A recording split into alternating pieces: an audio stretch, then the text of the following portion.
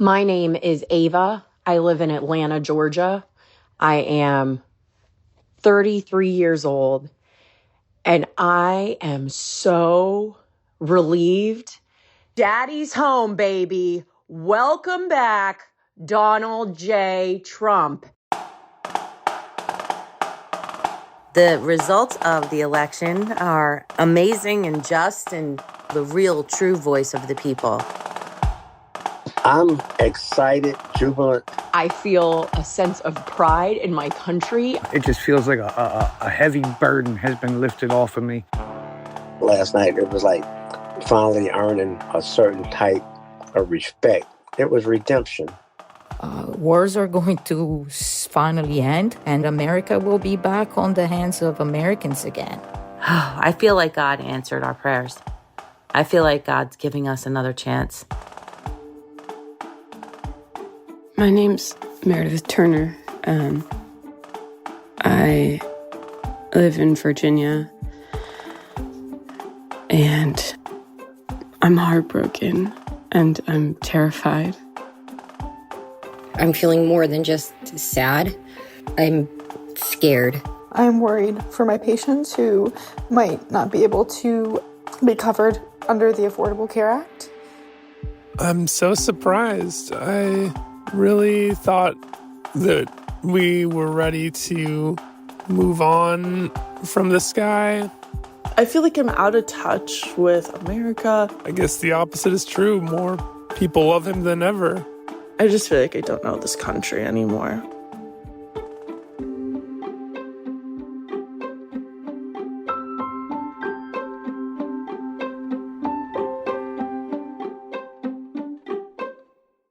From the New York Times, I'm Michael Barbaro. This is The Daily.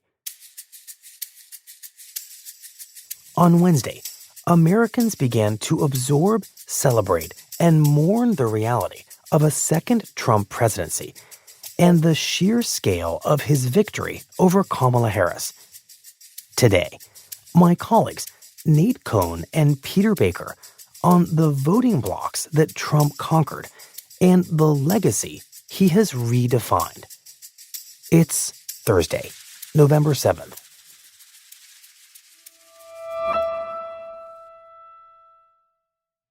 Nate, welcome back to the same studio where we spoke, it feels like just a few hours ago. It really doesn't feel like it's been long at all. No, and I think the lack of sleep confuses the chronology even more. I want to talk to you about what we didn't get around to talking about in our conversation in the wee hours of Wednesday morning. The one I walked out of. The one you walked out of because you needed to call Pennsylvania. We just didn't have a lot of granular data that took us under the hood of Trump's victory. So that's what we want to do with you now and understand really the sweep of his victory in the smallest possible details. So where do you want to start? Well, Donald Trump made large gains in places all over the country. He made large gains with many, in fact, most demographic groups. One example is the Latino vote. Overall, the exit poll found that Harris only won the Hispanic vote 52-46. That is the best result for a Republican since we have been asking about Hispanic ethnicity in exit poll data. There's a county in South Texas called Starr County. It's almost entirely Latino, where Trump won by more than 15 points in a place that Obama was winning 80% of the vote just a few years ago and where Democrats have won in every election since the 19th century. Wow. As long as we have election results. And suddenly Trump not only bests Kamala Harris, but by 15 points? By a lot. Wow. Miami-Dade County, Trump won by 11. That's a place where Hillary won by 30 just a few years ago. That's extraordinary. It's a huge shift. Hillary won by 30, Trump wins by 11, and I'm not so good at math, but that's a 40-point swing. You've got it. It's a huge swing. It's the sort of swing that in a polarized country you might think isn't possible, and yet it happens. So Latino voters show up for Trump in a huge, and I think we are safe in saying historic way. For a Republican, yes, and it's part of why Trump did so well in Texas and Florida. And the next group I think we should talk about might be Muslim or Arab American voters. Dearborn, Michigan, a place where Arab Americans represent a larger share of the population than anywhere else in the country. Donald Trump won it 42-36, with Jill Stein getting 18. Joe Biden won Dearborn 69-30 4 years ago. So we can do our quick math of 39 plus 6. It's a 45-point swing in Dearborn. In which Donald Trump gains among Arab American, Muslim American voters, we have to suspect because of the protest vote against the sitting vice president for the Biden administration's policy towards Palestinians. That's exactly right. To me, maybe the next most surprising area of strength is just in general in the blue states. When Donald Trump won in 2016, there was something fundamentally narrow about it. It was just concentrated among white working class voters in the Midwest. And if you were in a highly educated metropolitan area, you might have thought Hillary Clinton was going to win decisively. Right. And you were surprised on election night. This time, Trump made big gains in blue America, including where we are right now in New York City and in New York State, where right now Kamala Harris is only winning by 12 points. You say only 12 points. What's the Biden won by context? 23. Just over the river in New Jersey. Right now, Kamala Harris is only up by 4. Wow. Closer than Arizona and Nevada. If we were redrawing the battleground map, New Jersey has as good of a case as some of the states that the candidates have been visiting over and over again. The margin right now is 8 points in Illinois, and she's only up by 17 points right now in her own home state. In California, Donald Trump made big gains in the sort of places that seem to be the heart of the opposition to him 4 and 8 years ago. So overall, would seem to be the kinds of gains that rewrite a party's and a candidate's relationship with the electorate, with entire ethnic groups and entire regions of the country.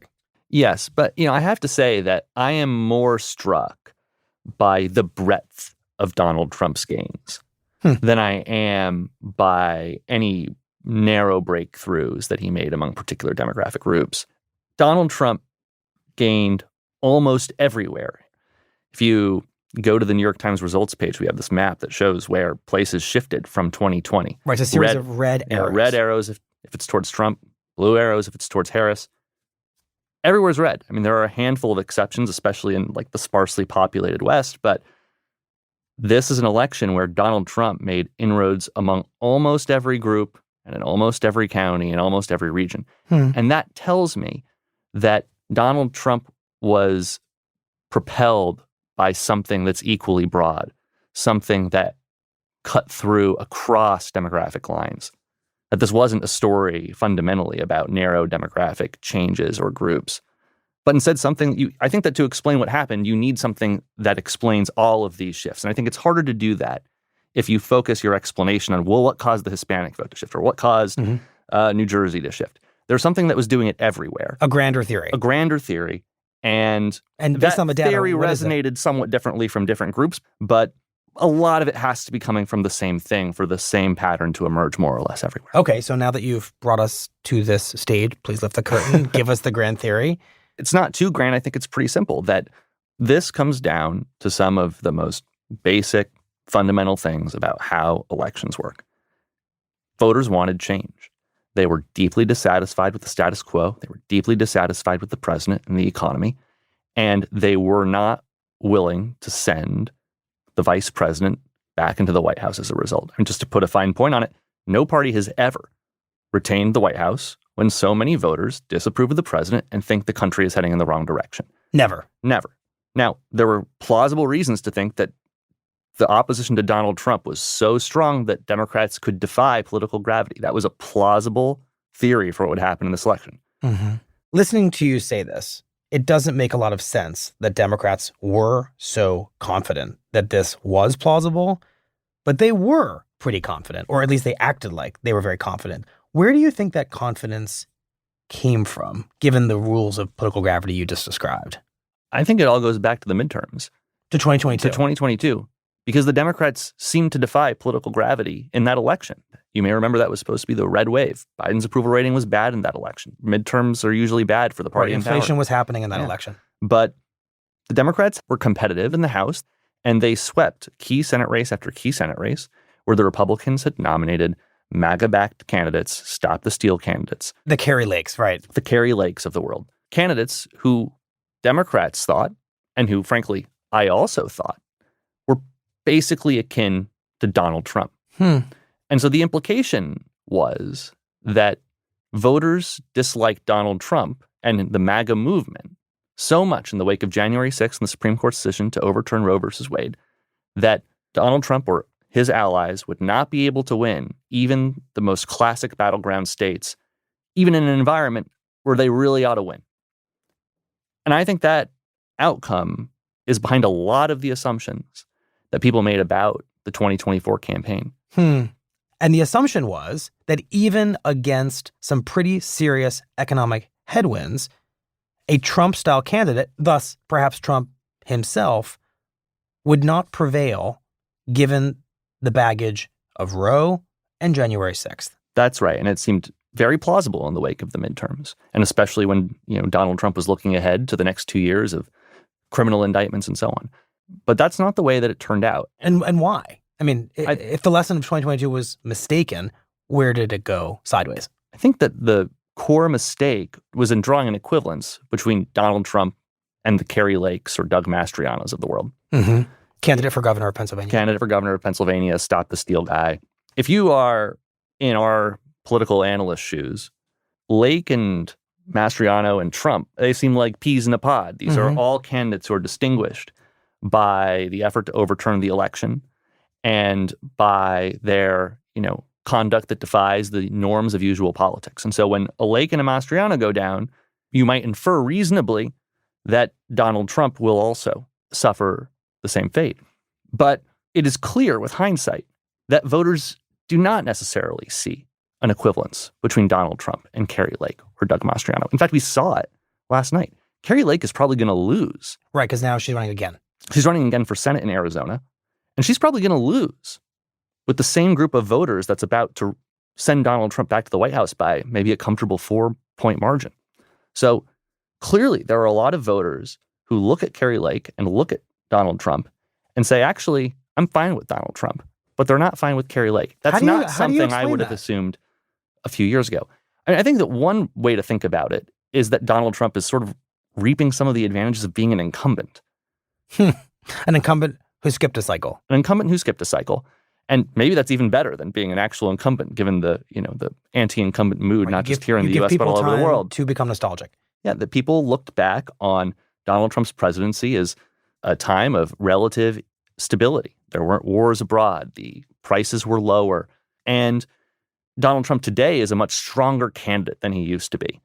And I think it's the same factors that make Donald Trump stronger today are the same ones that distinguish him from a Kari Lake, even though they seem to be more or less the same kind of politician. So just to make sure I understand what you're saying here about 2022, the mistake that political analysts seem to have made, the mistake that perhaps Joe Biden, Kamala Harris, and the entire Democratic establishment made was to think that when MAGA acolytes of Donald Trump faltered in those midterms, it meant that he would falter. When instead, what we have seen from your grand theory explanation here and all the gains within it among these different groups is that wasn't the case. And Trump did well with all these voters in all of these states who had real objections to the mini-me candidates.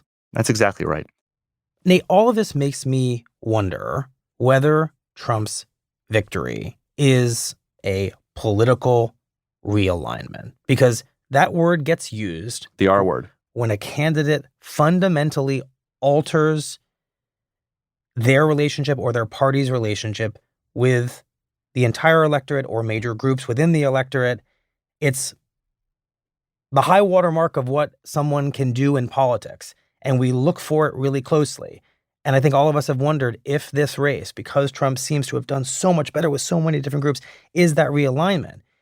I'm personally listening to you starting to doubt that it is a realignment because it sounds like he did really well because of these age-old political forces that are at play in this race. Unpopular president, bad economy, does not necessarily a realignment make. I can definitely see the case for that, especially if we're only looking at the 24 election in isolation. But I knew there was going to be a but. There's going to be a but. But if we step back and take the 3 Trump elections together, 16, 20, and 24, I think there's a real case that we have witnessed a Trump realignment. a change in the basic conflict in American politics between the two parties. That Donald Trump redefined what the Republican Party was. It is no longer the lowercase c conservative party of the establishment and the status quo. It is now an anti-establishment party that advocates radical, at times, changes to the American establishment. Right, on issues like immigration, trade, foreign policy, right.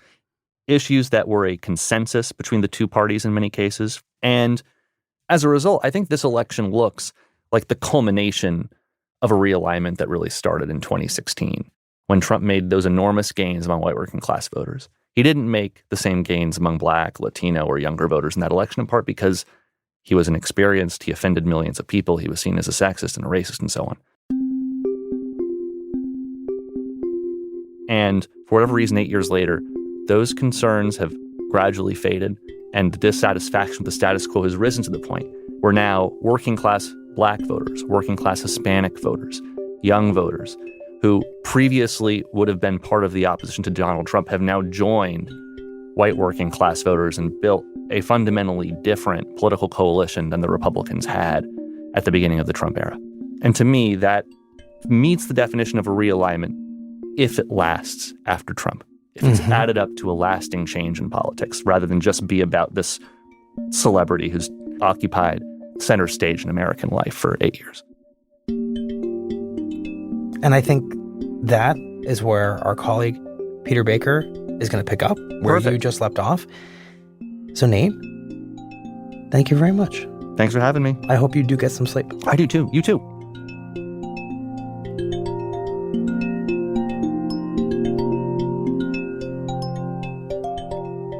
We'll be right back.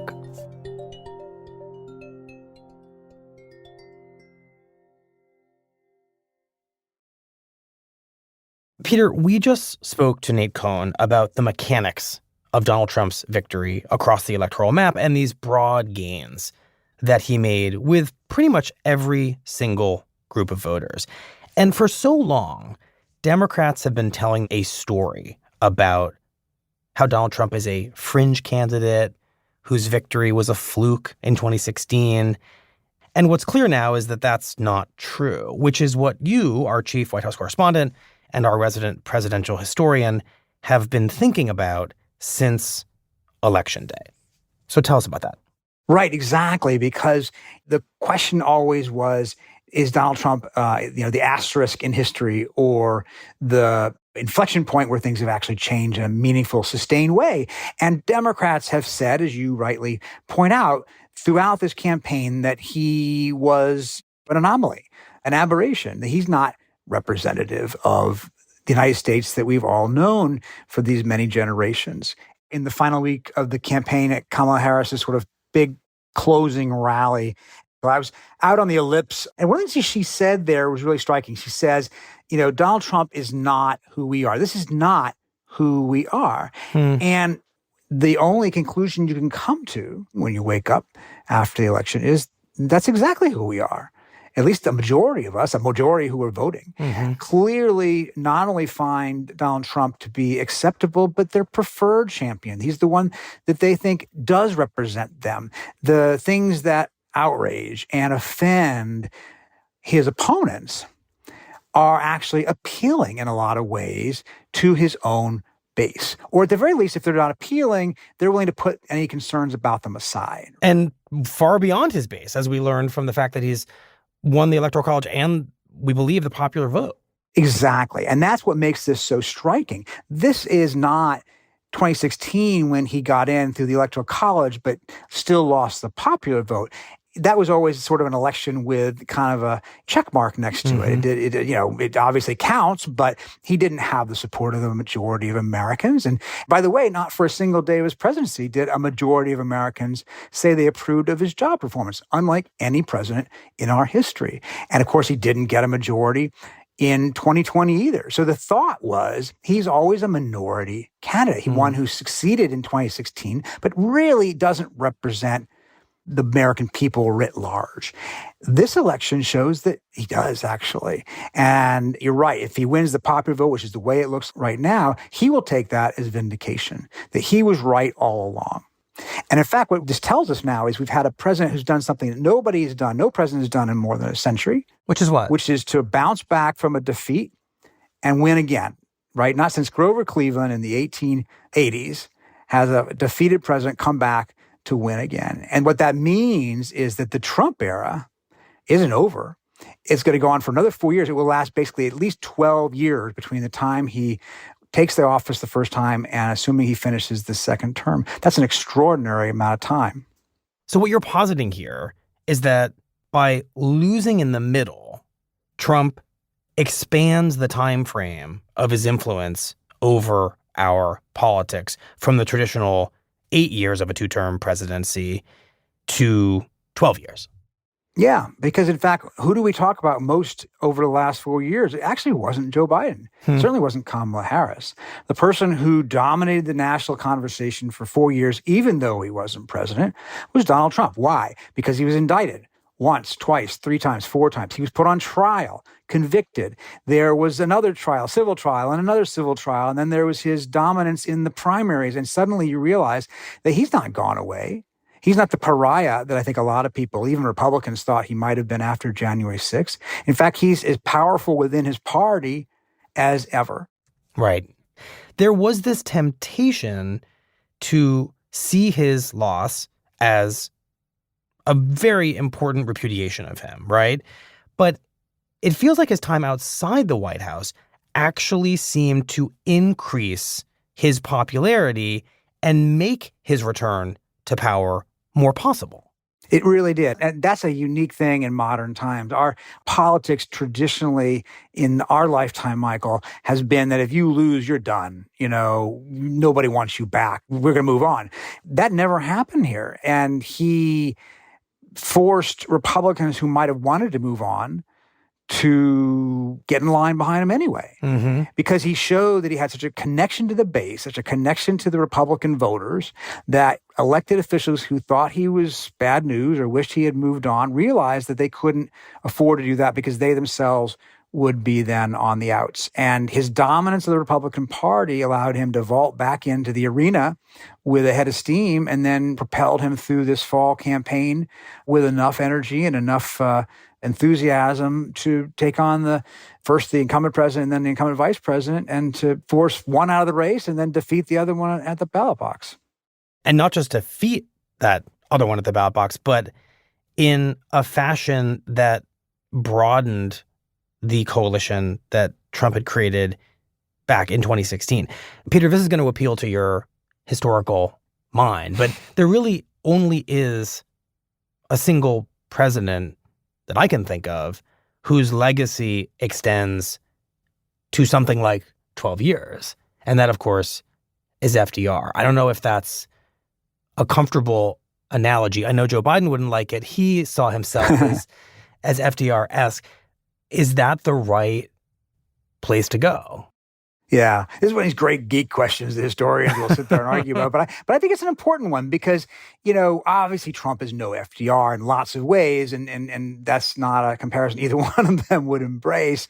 But to the extent that FDR was president for 12 years, won a 4th term, and would have been president longer had he not died in office, he dominated the American scene for so long that a whole generation grew up without knowing any other president. And I think about that today. Like you have 30-year-old voters who went to the polls this week who have never voted for a president that didn't, contest did not involve Donald Trump in it, right? He is now been the Republican nominee in 3 presidential elections in a row.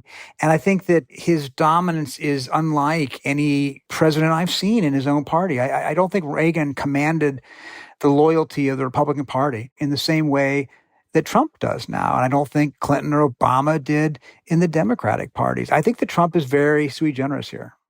Well, Peter, if we think that FDR is the closest analogy in this conversation to Trump, I think we can agree on what FDR and his legacy mean to us to this day, right? It's the birth of a social safety net. It's Social Security. It's the promise of a government to the American people embodied by the New Deal. Many of those programs remain with us to this day. How are we supposed to think about Trump's 12-year legacy and what it means to us? Right, absolutely. No, I mean, FDR changed the course of the country, right? He invented, in effect, a new American social compact. Reagan did the same thing. It was sort of like the reaction 40 years later to FDR. Well, now here we are 40 years after that, and we may have the next president who is changing the course of the country. In this case, Donald Trump, with 12 years both in power and influential on the stage, has rewritten our understanding of the politics of America, rewritten our understanding of the electorate, rewritten our understanding of our place in the world. And it's not on the same liberal conservative spectrum of an FDR at Reagan. It's a whole new version of that. His conservatism is nationalist and protectionist and isolationist and nativist, all of these things. At the same time, it's culture war and appealing to those who feel like the country has drifted away from what they remember it being. So it's its own unique Trumpian brand of politics. And I guess the question will be, after 12 years, and this is looking too far ahead probably, how enduring is it? You know, What happens after he leaves? Does it continue to have an effect the way FDR did long after he was in office? Right. And Peter, in our conversation with Nate, he looked at all the things you just described and said that it amounts to a political realignment. But of course, what it may also amount to is a policy revolution that, of course, was cut short in 2020 when Trump lost. Now there's going to be a second term, and we're going to see if Trump is going to remake the country in pretty much his own image. Yeah, I think it's kind of an American realignment, not just a political realignment in that sense, right? It is one of these moments in history where you can see things begin to turn. And so that's the question. I think you've framed it exactly right. We are going to have 4 more years now of Trump in office. And then the question becomes, what is the impact after he leaves? What legacy does he leave behind? Has he changed us permanently, or at least for a sustained amount of time? Years to come, is Trump still the guiding force, in effect, for where our country is heading and how it sees its place in the world?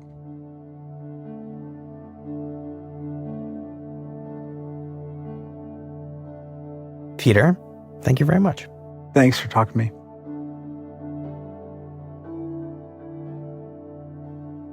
On Wednesday afternoon, Vice President Harris conceded to Donald Trump during a phone call. Shortly afterward, good afternoon, everyone. Good afternoon. Good afternoon. Harris addressed her supporters on the campus of Howard University in Washington, D.C. The outcome of this election is not what we wanted, not what we fought for, not what we voted for, but hear me when I say, the light of America's promise will always burn bright. In a speech, Harris said that while she had conceded the election, she would never concede the values that had animated her campaign. And so to everyone who is watching, do not despair.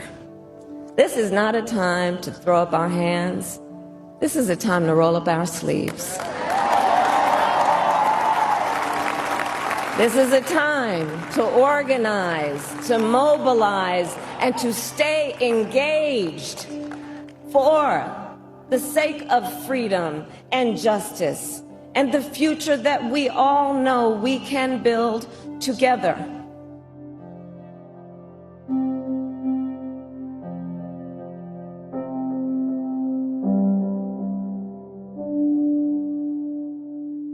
We'll be right back.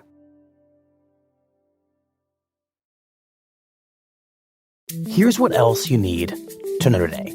On Wednesday, the Democratic Party's hopes of retaking the House of Representatives began to fizzle.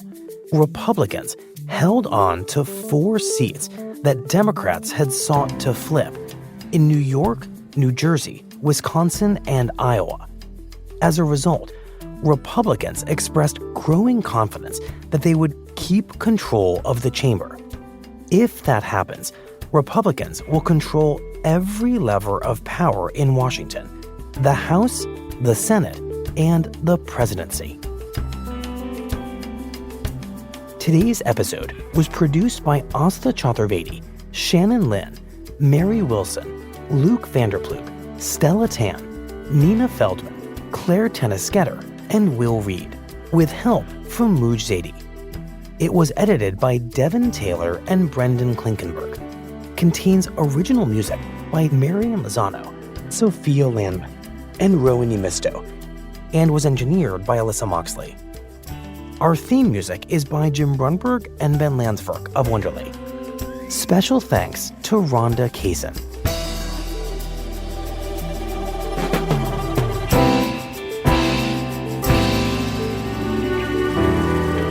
That's it for the Daily. I'm Michael Barbaro. See you tomorrow.